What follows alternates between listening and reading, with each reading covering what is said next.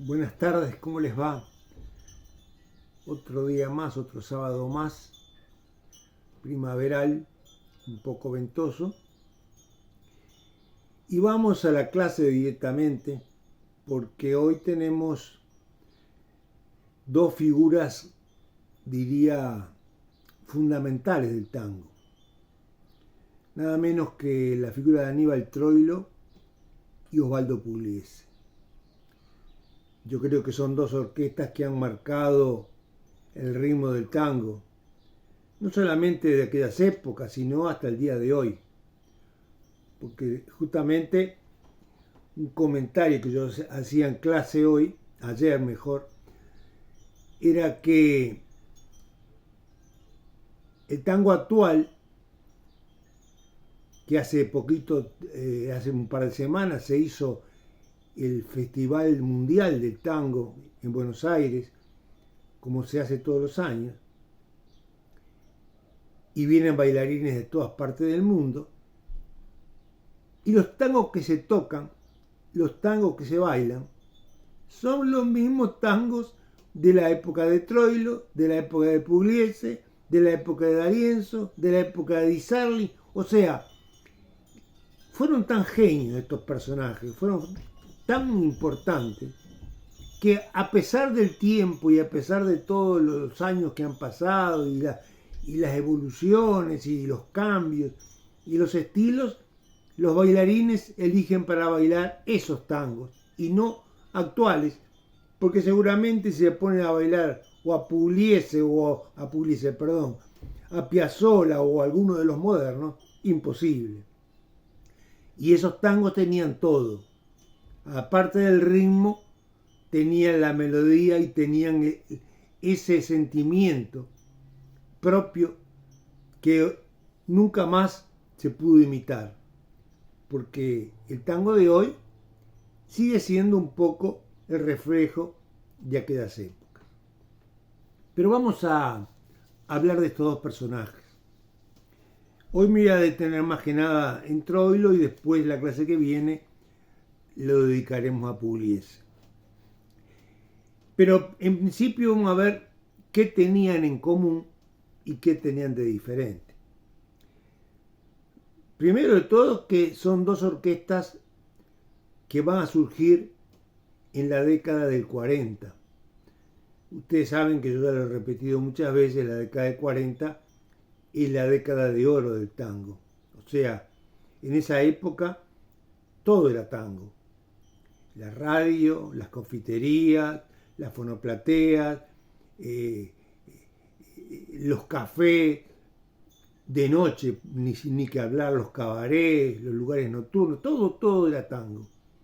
Y bueno, y eso todo era tango significaba las tertulias nocturnas entre tangueros, donde se crearon justamente estas orquestas fabulosas, porque tanto Troilo como Pugliese se rodearon de los mejores músicos.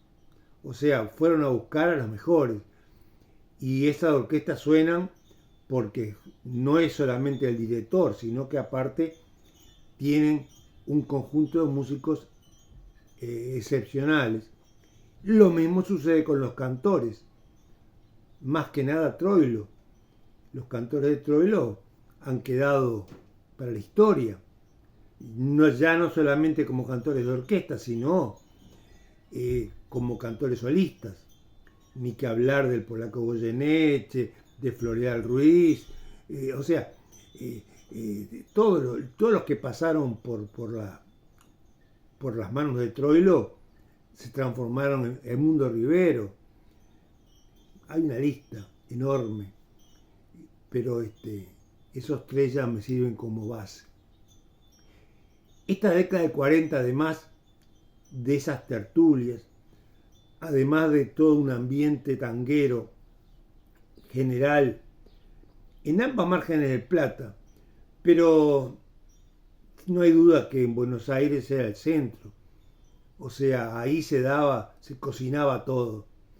Y bueno, y ahí aparecen estas dos figuras, totalmente opuestas desde el punto de vista personal. Mientras Troilo era un individuo muy de sus amigos, muy de la vida nocturna, le gustaba todo, y cuando digo todo es todo, difícilmente llegara a su casa un día de actuación antes de las 10 de la mañana o al mediodía, o sea, difícilmente. Era un individuo bohemio totalmente. Y se supo rodear de muchos amigos, para bien, pero que eran iguales que él, o sea que esas veladas eran completas. Yo una anécdota conté respecto a esto. Pero quiero referir a la esposa de Troilo. Se llamaba Caracci de apellido, era de origen griego, pero todo el mundo la conoció siempre como Zita, con Z, Zita. ¿Y por qué la nombro? Zita era camarera, trabajaba en un cabaret, servía las mesas en el cabaret donde trabajó mucho tiempo Troilo, el Marabú, que ya hemos hablado del Marabú. Bueno, él la conoció y formó pareja con ella, se casó y toda la vida, hasta su muerte, siguió al lado de Zita. Zita era la que de alguna manera, lo reflotaba, porque con la vida que llevaba Troilo, su salud, por supuesto que no era la mejor, sufría de varias enfermedades, entre otras la gota, que lo tenía a mal traer 2x3 en sus actuaciones. El tema es que incluso lo iba a controlar para que no tomara en los boliches. O sea, era realmente una mujer que lo ayudó mucho a Troilo. Y por suerte, ella ya venía de otro casamiento. Con Troilo no tuvieron hijos, pero ella tenía hijos propios de antes, de otro casamiento anterior. Y los nietos de esos hijos son los que hoy están de alguna manera difundiendo la historia de Troilo. Más que difundiendo, lo que están haciendo es, hace poco estuvieron acá en Montevideo, con instrumentos de Troilo, pasando documentales, o sea, de alguna manera quieren mantener la imagen de esa figura y por supuesto la de su abuela, que tuvo mucho que ver con todo esto. Le decía entonces que Troilo era un tipo bohemio. En cambio, Pugliese era todo lo opuesto. Pugliese era un individuo muy responsable, muy serio, muy estudioso, mientras que Troilo, ahora después lo vamos a ver, no necesitó aprender, nunca fue, bueno, ahora después lo vemos, pero Pugliese sí es un músico de academia, hizo estudios, se preparó, consciente, aparte de un individuo que no le gustaba la noche, al contrario, la noche la usaba para trabajar.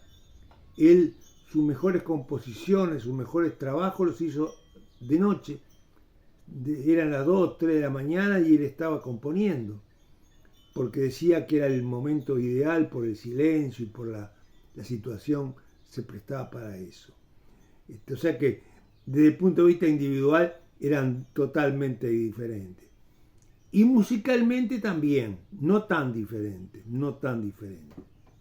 ¿Por qué digo esto? Porque mientras Troilo, que fue para mí y para la mayoría el más grande, logró un estilo de música que armónicamente, rítmicamente, gustaba, o sea, era buena para el oído, pero además él ponía hincapié en que los temas que él tocara fueran bailables, porque no tenemos que olvidarnos que en el fondo de todo esto, el baile era fundamental, porque donde explotaba la orquesta de tango, donde explotaba el furor por el tango, era justamente en los bailes, en las milongas. Y ahí ustedes tenían que tocar temas que a los bailarines les gustara. Y lo del principio, hasta el día de hoy, se siguen bailando los temas de Troilo. Y el cambio Pugliese se interesó más por la música, o sea, más perfeccionista, en el sentido de no darle tanta importancia al baile. Pero en el fondo no lo pudo dejar, porque si él hacía una música que no fuera bailable, seguramente no hubiera crecido y no hubiera tenido éxito. Entonces, también se baila a Pugliese. Yo diría que Pugliese fue más imitado que Troilo. Muchas orquestas modernas, más nuevas, tienen el estilo Pugliese más que el estilo Troilo. O sea que por ahí estamos viendo estas dos orquestas. La de Troilo nació en el año 37, 1937, y la de Pugliese en el 39, 2 años después. Y la otra gran diferencia era que Pugliese, además de su seriedad, además de ser un individuo muy especial para su música, era un individuo muy comprometido desde el punto de vista político. Fíjense, estamos hablando del 40, y en aquella época Troilo tenía sus ideas muy claras, y no tiene nada que ver con el peronismo. Iba más allá que el peronismo. Él era comunista, y lo declaraba. Y tan es así que lo declaraba, que la orquesta de Pugliese era una cooperativa. O sea, todos ganaban igual. Lo que entraba por la orquesta se repartía por igual entre el director, los músicos y los cantantes. Entonces, para entrar a la orquesta de Pugliese había que aceptar las reglas de juego, que eran esas justamente. Pero los músicos no solamente lo aceptaron, sino que aceptaron que Pugliese, después lo vamos a hablar más detenidamente de esto, pero la mayoría de las veces no podía actuar porque estaba preso. Cantidad de veces lo llevaron preso. Y entonces, ¿qué hacían los músicos? O traían otro pianista o tocaban sin piano y ponían un clavel rojo arriba del piano en las actuaciones. O sea, se dan cuenta cómo se diferencian uno del otro. No, esto no quiere decir ni que uno sea mejor ni que el otro sea peor, son diferentes. Y también tiene que ver esto con los cantores que cada uno utilizó, que cada uno tuvo en la orquesta. Porque mientras los cantores de Troilo se hicieron famosos, y todo el mundo los tiene en la mente, yo les acabo de nombrar a 2 o 3, pero hay muchos más, incluso mujeres como Beba Verón y como Nelly Vázquez, que cantaron también con Troilo, o Tito Reyes, pero son cantores que la gente, el tanguero los conoce, los ubica. En cambio, hablar de los cantores de Pugliese ya no es tan fácil, porque sabemos que estaba Cárdenas, sabemos que está, pero no es tan fácil. ¿Y cuál es la explicación? Y la explicación es que Troilo les pagaba más, o sea que con Troilo ganaban más. Entonces, Pugliese les ofrecía lo que ganaban todos. Y bueno, y si el otro le pagaba más, iban con el otro. Así le pasó a Troilo también. Después a Troilo le sacaban los cantores para otras orquestas también. Bueno, ahora seguimos.